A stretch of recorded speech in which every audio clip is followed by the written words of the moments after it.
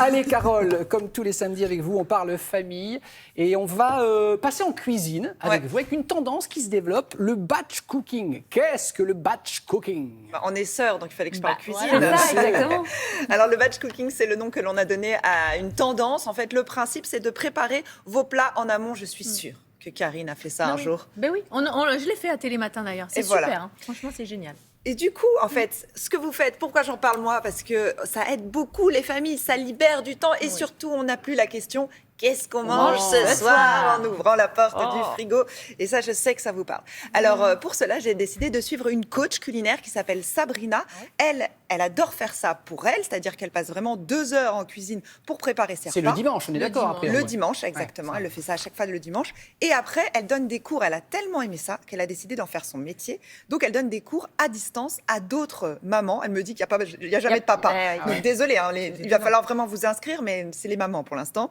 Alors, aujourd'hui, on va faire une quiche chèvre mielletin. Très bien. Tu valides ? Je valide. Une cuisse de poulet, citron, estragon et pommes de terre grenaille, dalle de lentilles corail, velouté de patates douces aux épices. Vous avez faim ? Reportage.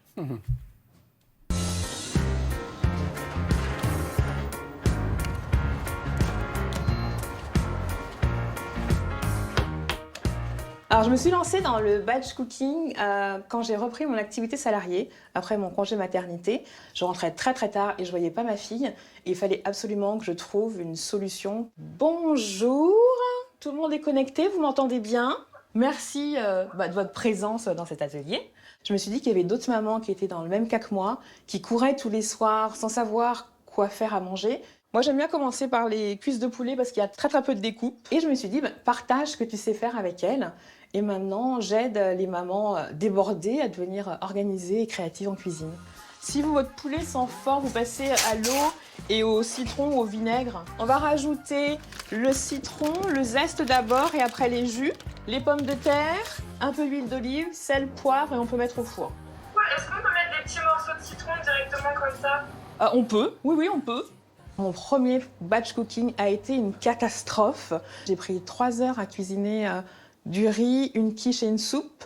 Et ensuite, ma cuisine ne ressemblait à rien. Donc j'ai passé encore 1 heure à nettoyer ma cuisine.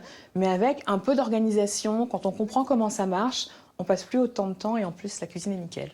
Et ce qu'on va faire, c'est qu'on enfourne et on va enchaîner sur la quiche.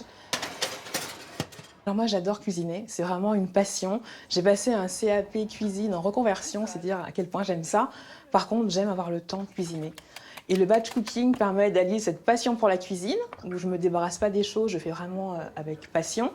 Mais le week-end, je peux prendre plus de temps pour faire mes recettes. Donc on va finir par l'ordre dans lequel on mange les plats. Toujours finir la semaine avec les légumineuses, parce que c'est ce qui se conserve le mieux. Toute l'année, tous les dimanches, on peut me trouver dans ma cuisine en train de faire mes plats de la semaine, même à Noël. Et il y a peut-être 2 semaines où je ne fais pas de batch cooking, c'est quand je suis en Bretagne, chez la belle famille. Et là, je ne m'occupe pas des menus. Alors, est-ce que tu peux nous montrer ta... Oh, mais elle est canon, cette quiche! Alors moi, j'ai fait un truc très bizarre. Alors j'ai pris une pâte à pizza. Et en fait, on verra ce que ça donne. Merci, Karina. À bientôt!